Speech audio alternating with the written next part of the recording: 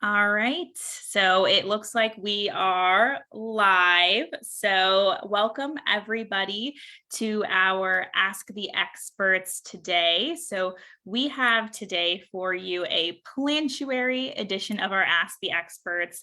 First and foremost, we apologize for taking a little bit of time to get the stream together. We were having some issues with our BeLive platform that we normally use. So, we are over here on Zoom making it work with our Ask the Experts. So, like I said, today is our Plantuary edition of Ask the Experts. And so, some housekeeping introductions. I wanted to introduce myself to everybody. If you do not know me, I am Aubrey Red, one of the culinary dietitians with the Unite for Her team. If you aren't familiar with Ask the Experts as a series, this is a Q&A style conversation. So we love to highlight some front of mind topics to our community. So that's why we're talking about the importance of a plant-based diet today, especially during our month of Plantuary. This is the first of two Ask the Experts that we have this month. We're tying into our Plantuary campaign happening all throughout January. So Plantuary is a month-long initiative we have to help people feel more empowered to simply eat more plant foods. Through foods, recipes, blogs, live events, we hope to show you the power of adding plant foods into your diet. You can find out more on our Plantuary page, uniteforher.org/Plantuary, and even take our Plantuary pledge.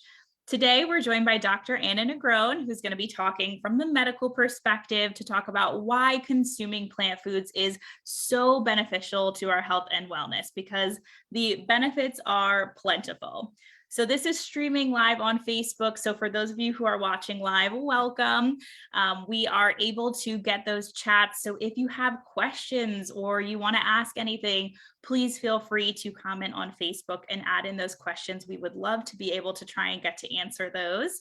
And I wanted to remind everybody our digital educational events are brought to you in 2023 by our educational sponsors. So thank you to our presenting sponsors, West Pharmaceutical, additional support from Daiichi Sankyo, Lilly, and Merck. We appreciate that. And as a last reminder, we have two more exciting events educationally coming up in the month of January. Next week on January 25th, which is Wednesday, we have a Her Speaker series talking about research on obesity and breast cancer.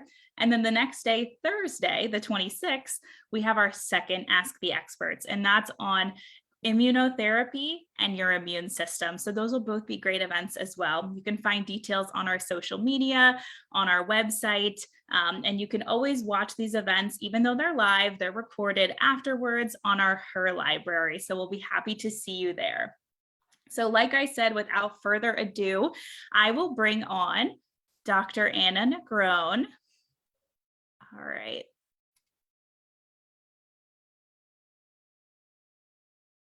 There we go. All right, so we have Dr. Anna Negrón, born and raised in Puerto Rico. She is a bilingual board-certified family physician and author of the book, Nourishing the Body and Recovering Health: The Positive Science of Food.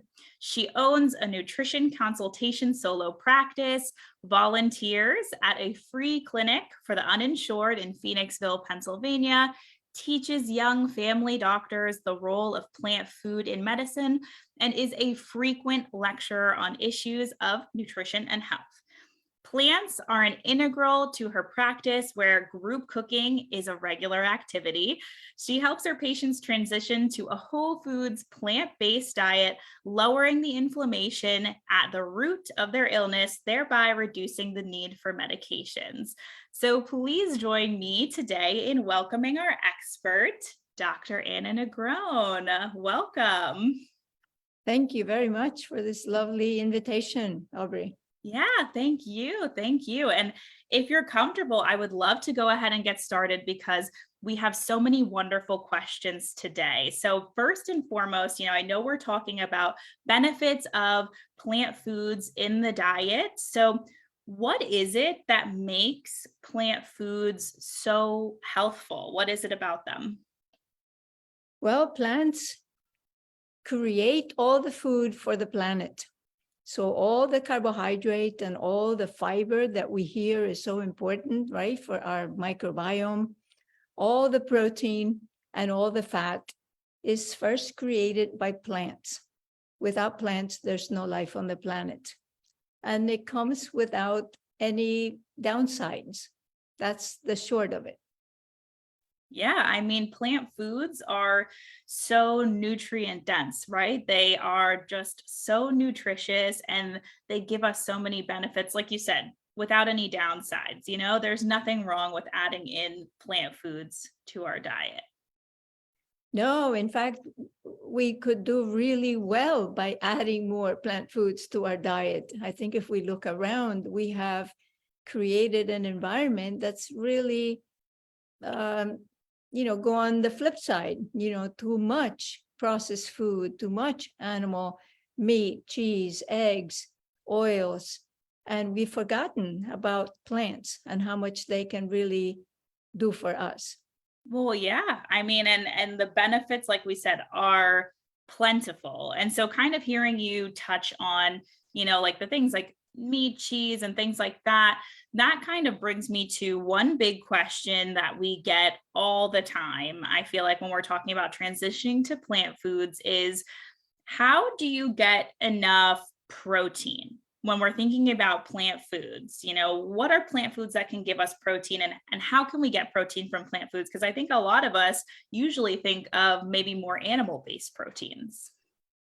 Yes, and this really is a question that just keeps following us. But really, what we should be asking is, where do you get your carbohydrates and your fiber? Because those are the nutrients that we use for energy and for feeding the microbiome in our gut, those 5 pounds of bacteria that produce all these postbiotics that are so nutritious. We need only 10% of our calories from protein. And if you're eating a variety of foods from plants, you get that much. And you need that from childhood to the elderly. So the question is not really where do we get our protein, because it's really so small, the amount we need, but where do we get healthful sources of carbohydrate? Yeah, that's a great point. And I know you kind of touched on it, and I hear from a lot of people thinking about transitioning to more of a plant forward or a plant-based diet. They're worried about energy. So is it that those carbohydrates that are going to give us that energy? Carbohydrate is only a nutrient, but we really should be flipping our brain and thinking about eating food. So the food that's richest in carbohydrate, that carbohydrate turns into glucose in our gut. That glucose is absorbed into our bloodstream.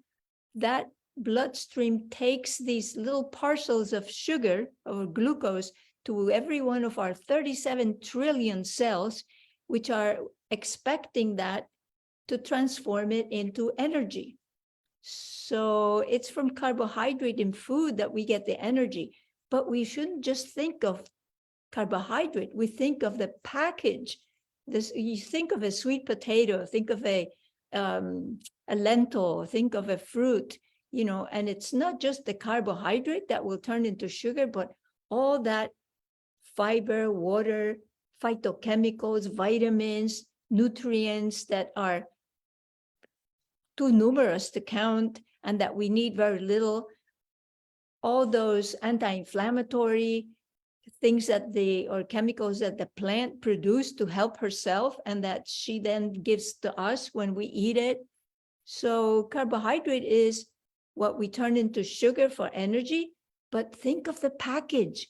That's why the bad carbs are the ones that have been extracted from the plant, the flour and the sugar, and then mixed with, eggs and oil and butter and other hard to pronounce ingredients to make pastries and to make, processed foods that are sold in packages. So think of the whole food and carbohydrate as really that load of energy that comes pre-energy, in a pre-energy state. Yeah, yeah, it's the bigger package, it's that package deal that you're getting. Like you said, you're getting so much from those whole foods, those plant foods, because they're in that purest form, and they're the form where they're nourishing themselves too. I really like how you touched on that and said, the nourishment that the plant needs to grow and thrive, that's the nourishment it's giving us as well. And I think sometimes maybe we don't think about that when we're thinking about the plant foods. That's great. And I would touch upon the fact that the organic foods, it's like plants that have grown in the streets, with street smarts. So they are even higher in nutrients because they've had to fight against pests and, drought and trampling and all of that. So, if you have no choice, eat conventionally grown produce. But, think of organic produce as plants that have had to really create so much more, and they benefit us when we eat them all that more. I like that thought. Those are our street smarts plants. They've been through it. They've been through the ringer. So they've got those street smarts. Great. Well, thank you. That was very informative. And I know we have a lot of really good questions, that I also want to touch on too. So kind of shifting gears and thinking about, some of the more common questions or maybe even criticisms you could say that, we get when we're thinking about a more plant-based diet. I often hear people say that plant foods don't keep them full or they're hungry soon after, after eating plant foods. What do you say, when you hear that? Like, I'm not necessarily full after eating plant foods. Yes, and that is a correct assessment, if you're really transitioning to lettuce and salads, that won't keep me energized for very long. Greens are only 100 calories per pound. We really want to eat food that has enough calories in the form of carbohydrates that can be turned into sugar and that can power me for many hours. So think of not a diet to lose weight or to transition to plant foods as a diet, but really as a whole package, and eating oats and rice and beans and pumpkin and sweet potatoes. Those foods, together with your salad, will definitely keep you full and powered. And if you're eating the food of our species, which is the plants, you can eat again every time you're full. Every time you're hungry. The problem with eating foods that are processed or meat, cheese, eggs is that you can go overboard too quickly. You're full, but you really go overboard too quickly in nutrients that are not so necessary for us. Too much fat, too much protein, and not enough of the good carbohydrate, vitamins, phytochemicals, certainly no fiber. So we really need to transition thinking that we want to eat whole foods that have some calorie density, some potatoes, sweet potatoes, carrots, rice, lentils, beans, a few nuts and seeds. That's what a healthy plant-based diet looks like. Yeah, it's all about that balance. And I mean, that thought too on, making sure that we are nourishing ourselves and eating and feeling full. And, if we're having more plant foods, we can go back for more or have more. And kind of on that thought, I know that we are all kind of feeling these rises in food costs. We go to the grocery store and everything is always a little bit more expensive. So for those of us that think maybe eating in a more plant-based style is more expensive, how would you respond to that, knowing that maybe we're eating more volume? Well, two thoughts on that, Aubrey. Number one is that if you're adding plants to your already meat, cheese, eggs, and processed foods, and then of course you're going to be spending more money. But if you're thinking of transitioning and swapping some of the foods that you're eating now that are not so healthy for you and eating plants, then you have some room, to some wiggle room. But the other thought is that the cheapest food on the planet, rice, beans, oats, are what we need every day. And you can buy that in dry and preserved form. I mean, like the dry beans, the dry oats, the dry rice. That's very inexpensive. The research has shown, and I have really also corroborated with my patients and myself going to the groceries, an adult can buy fresh fruits and vegetables for $35 a week. So, if you have already stacked your kitchen or stocked your kitchen with dry beans, rice, pasta, grains, oats, and some frozen foods, and some potatoes and onions and garlic, things that are a little bit more durable, then for you to go on a weekly basis to get fresh perishables, like the fruits and the vegetables, you can buy them for $35 a week. Now, if you go to a place where they triple wash it for you and they chop it for you and they bag it for you, again, you're going to pay more.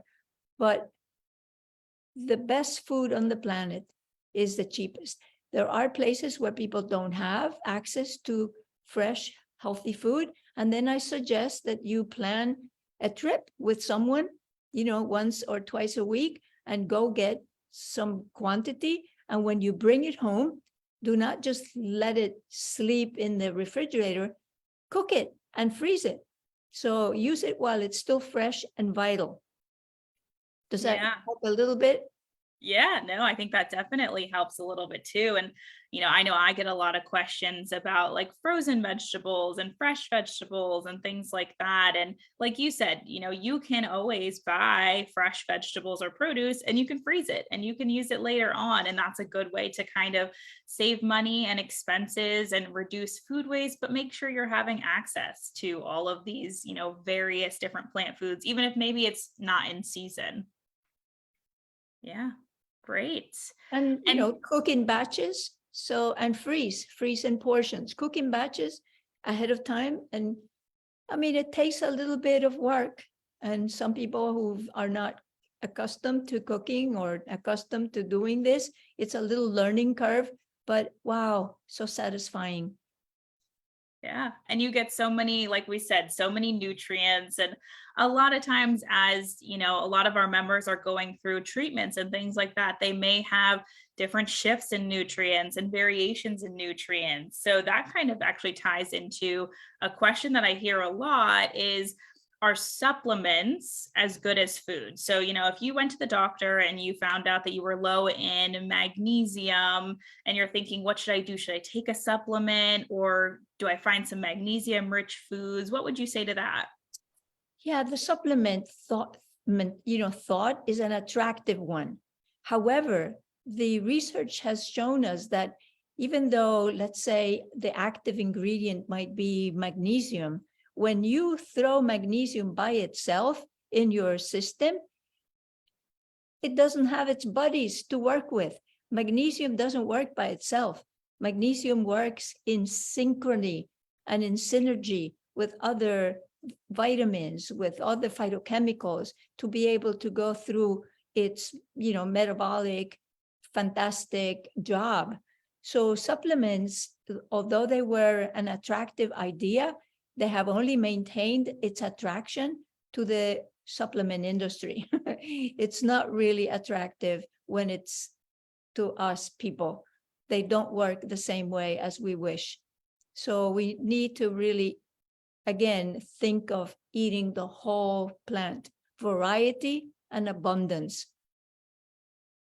Yeah, I think those will be the key takeaways, right? Variety and abundance, and making sure that we're getting in abundant nutrients and abundant nutrition.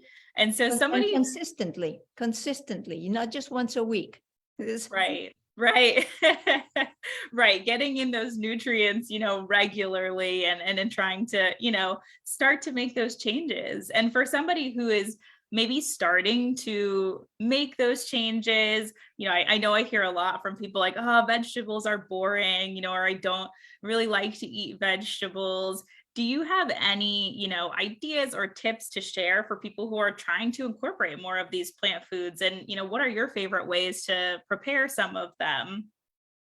I used to say to people who said that, get over it, but now I really am a little bit more nuanced. And there are personalities that really need some variety and cannot really do with just oats and fruit every morning. Well, I say, could you vary the fruit? Could you sometimes have it hot, sometimes have it cold? No, in other words, wrap your mind around the fact that eating whole plant foods is the way to be optimally providing for your body. If you accept that, then find a way to do it in order that it pleases your personality and your palate. But don't just give up on it. When we talk about animal products, it's just meat, eggs, and milk. But when we talk about plant foods, the sky is the limit. So you can just pick and choose different greens, different tubers, different lentils, different beans, different grains, different pastas, and just keep trying. And my last thought would be, if you don't have spices in your cabinet, start with some spices, smell them. If your sense of smell is intact, if not, just add a pinch of this, a pinch of that. Don't add too much. And you'd be surprised, how that can change one savory dish into a sweet dish, or a sweet oats into a savory oats.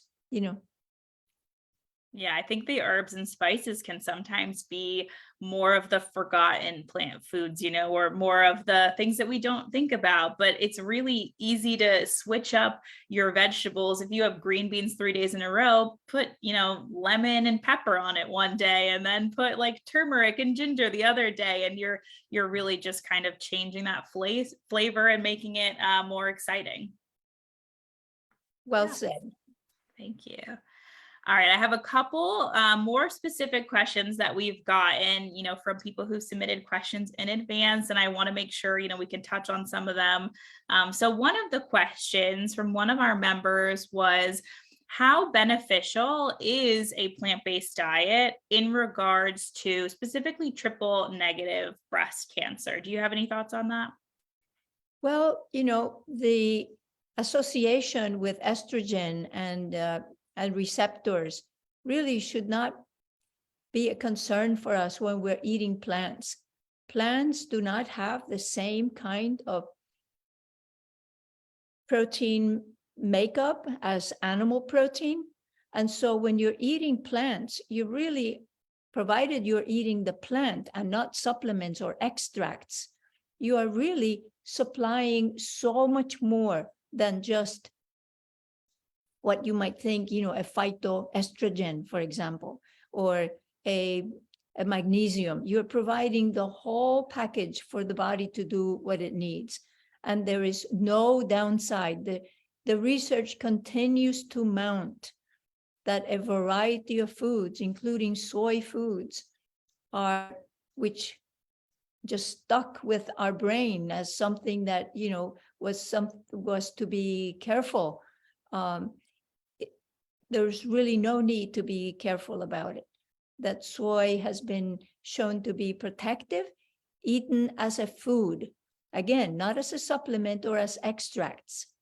And so if you think of not just cancer, but all the other diseases that we are trying to avoid, like heart disease and arthritis and high cholesterol and so many others, gastroesophageal reflux and constipation and acne and psoriasis, all these things will be benefited by eating a plant diet. People do not suffer from one condition alone when they're eating the Western diet. It's often a constellation of problems, and we can do nothing but improve when we go on a plant diet. I think that was very well said. And I mean, it ties into too, like you said, another question that we had gotten was kind of about those phytoestrogens and soy foods. And I think it just continues to echo that these plant foods, they are protective of our health. They are beneficial to our health, and there is so much stake in their nutrition. So they are just so widely nutritious, beyond any specific, quality of them. It's that, abundance mindset. I'll say one thing about that. When we think of foods that are helpful, we think of foods as if they were medicine. And really, that's not the way we should think about it. That's our paradigm, medical paradigm of using drugs to help us. Foods are not drugs. Foods are a whole nutrition. What we should perhaps be asking ourselves is, what is hurting me in my diet that I could leave behind?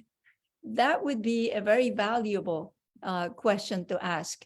And also, where do I get not just my protein, my calcium, but where do I get my fiber, my carbohydrate? We have 5 pounds of bacteria in our gut that really eat this fiber that we're not capable of digesting and pays us back with nutrients that are incredibly beneficial to us. 80% of what we know about the microbiome, we have learned only in the past 20 years. So keep eating plants, which is the only food that has fiber. There's no fiber in animals, and there's very little fiber in processed foods because they take it out. Yeah, absolutely. And actually, that is a really good transition into one of the last questions that we had that came through is, and I will touch on that. Sometimes some of our members, as they're going through treatments, they may have GI upset or distress or intestinal issues. And so I know you were talking about all the bacteria in your gut.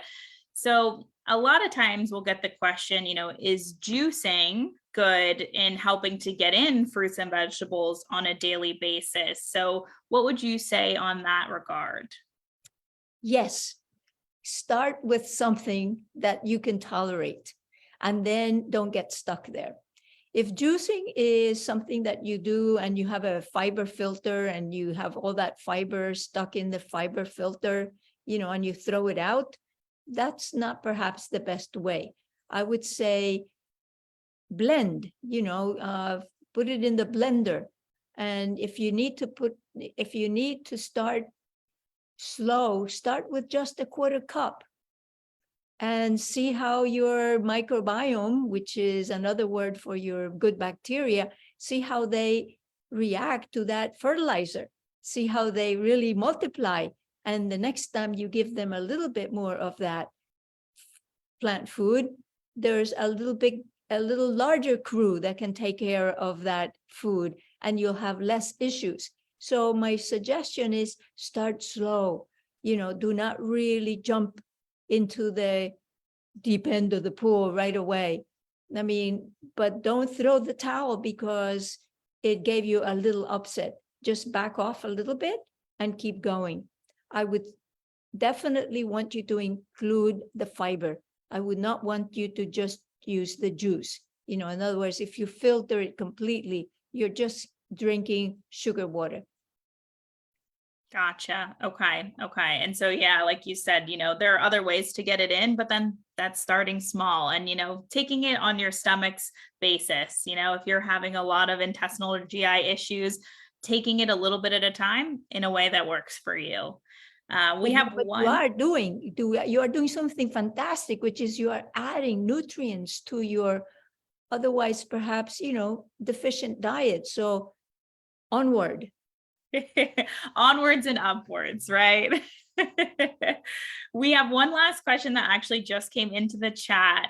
Somebody had asked about calcium, and I know our bone health is very important to us. And so thinking about calcium, I know you had touched on things like magnesium needing other nutrients to kind of work together.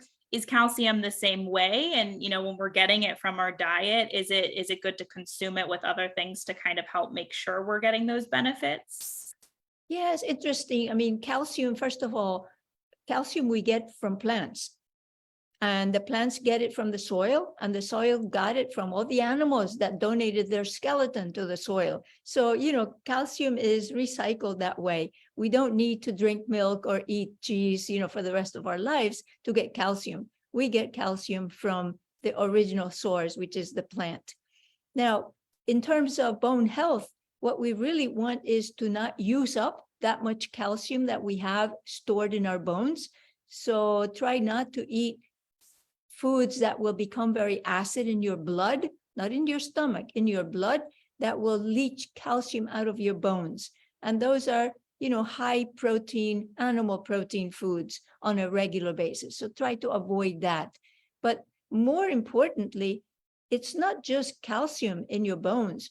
You need strong, flexible tendons. The bones are not flexible. The bones break when they try to bend. So it's ligaments and muscles, and it's really your vitamin K in your food, and it's really not using excess vitamin A in your food, which will promote the bone osteoclasts, which are the cells that destroy bone. So, and then get vitamin D from the sun. So bone health is not just about calcium. And the last thing is exercise, walk. I mean, the least that you can do it. The most that you can do it. So walk, weight bearing. If you're too slight, wear a vest so that your bones have a reason to be, and your ligaments, have a reason to be strong and flexible. A little bit osteoporosis doesn't hurt if you don't fall down. So exercise to keep you balanced and strong is, again, something you can do right now.